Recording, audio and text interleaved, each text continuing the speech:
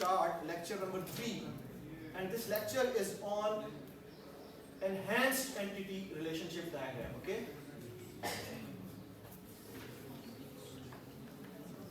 So these are two concepts which are used in the enhanced entity relationship diagram, and we try to find these things in the scenario for which we are designing the database at conceptual level. The concept of supertype and subtype is similar to the concept of parent and child class in object-oriented paradigm. And as I told you earlier, that this object-oriented paradigm, or the object-oriented analysis and design, or the object-oriented programming, all of these, they are real-world inspired, right? Because I told you we have two types of things. They are objects and events, and in order to represent them, we can classify them in their groups. So we model those groups and we use those groups, right? So this inheritance concept is also real world inspired. Okay, these groups, they exist at different levels. Okay, for example, while designing an object-oriented system for this class, we modeled student as a class and we modeled faculty as a different class. And what was the reason? The reason was that student had some different attributes while faculty member had different attributes, and we believe that both of them, they belong to different classes or types or groups. So they were modeled as two different classes. One class was tagged as a student class while the other was tagged as a faculty class. But later on, for example, later on, हमें ये पता चला कि both of these groups, they are basically extension of one group, and few of their attributes are also common in semantics, not in names. Names can be different, but semantics is same. For example, student has an attribute name, and faculty has an attribute faculty name, for example. But the semantics is same, and the semantics is that that person's name is to be stored in that attribute. Okay. Similarly, there are some other attributes which are common. For example, date of birth, address, cell number. These are similar attributes which are there in both of the classes, right? So what we do in such type of situations, we can combine the common attributes in a group, and we can declare that group as a parent class, and we take out these two already identified classes as extension of that generalized class. And this concept is known as inheritance. Now only the specialized attributes, they would go to student and faculty class. For example, faculty has a specialized attribute, basic pay scale. Another attribute, designation. Another attribute, specialization. While students have also some specialized attributes, like they have registration number, okay, they have category, GC, PC, NUST student. So in order to accommodate these specialized attributes, they will be added into these child or derived classes. Okay. Do you know why do we inherit in object-oriented programming? What is the reason of inheriting the class from another class? What is the basic reason? For example, we have a class A, for example. There is a class A, okay? There is a class A, and this class A has a variable integer x and has a function f, for example, okay? So why do we inherit?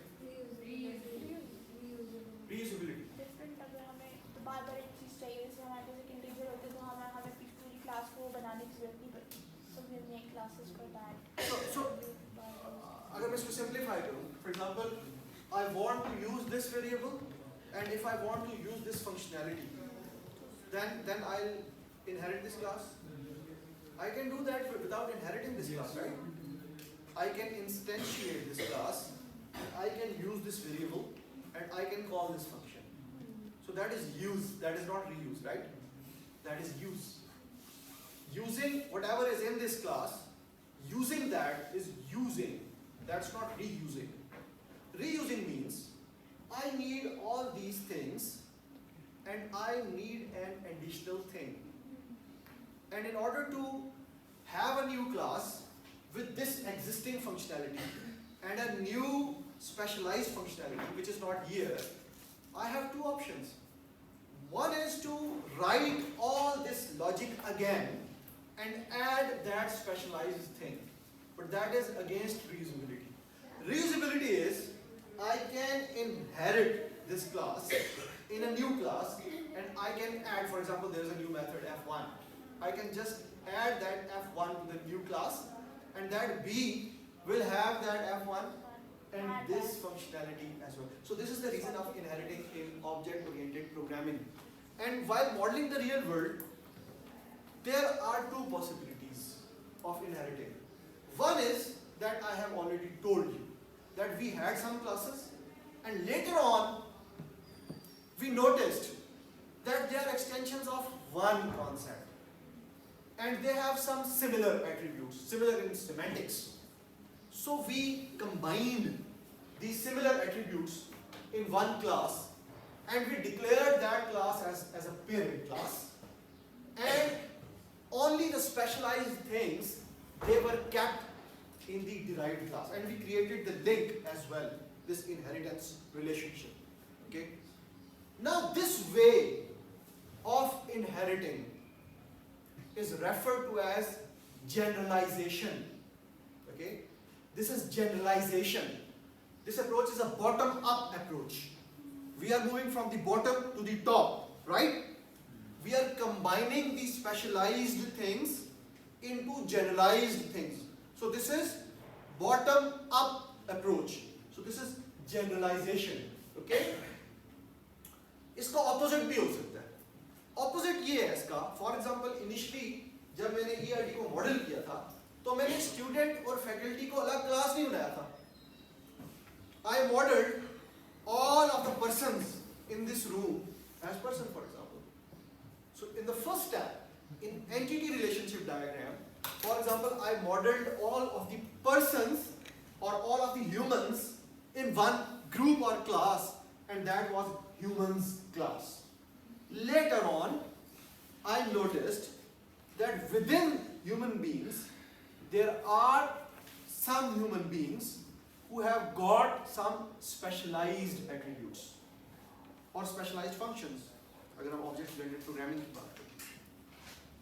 Now, noticing those attributes, for example, basic pay scale is not applicable to all of the human beings present in this classroom. Similarly, registration number is not applicable to all of the humans. So there are groups within this group. So what I'll do, I'll extend that person's class into subgroups, and there would be a faculty group and a students group. Whatever has been achieved is the same, but the direction is opposite. We are moving top to bottom. So it's a top-down approach, and this approach is known as specialization. Okay, that was generalization. This approach is specialization. But both the approaches, they are used to achieve the same purpose, and that purpose is this parent-child relationship. So this was from the object-oriented programming and the real world. In database systems, while designing the database at conceptual level, this parent class is referred to as supertype. Okay? And the derived classes, they are referred to as subtypes. Okay? So this is a supertype subtype relationship. सो जो entities हमने identify की थी, अब हम उन entities पे दोबारा काम करेंगे इंशाल्लाह। और उन एंटिटीज में ये हिडन सुपर टाइप और सब टाइप्स फाइंड आउट करने की कोशिश करेंगे। जब हम इन सुपर टाइप्स और सब टाइप्स को फाइंड आउट कर लेंगे और इनके कंस्ट्रेंट्स को ऐड कर लेंगे, तो हम कहेंगे कि हमने एनहांस्ड एंटिटी रिलेशनशिप डायग्राम बना लिया। ठीक है? सो आई बिलीव कि ये क्लियर है सबको? So there is attribute inheritance in the supertype subtype relationship. Okay, whenever there is a supertype subtype relationship, any attribute that belongs to the supertype, that is also an attribute of the subtype. उसको mention करने की जरूरत नहीं है subtype के साथ। जो supertype में लिखा हुआ है वो हम फिर subtype में नहीं लिखेंगे। Subtype के अंदर सिर्फ वही attribute लिखा जाएगा that belongs to that subtype. That is a specialized attribute of that subtype. And similarly, relationships में भी ऐसा ही होगा। If there is a relationship of a supertype with an entity type, that relationship would be considered as a relationship of all of these subtypes. अगर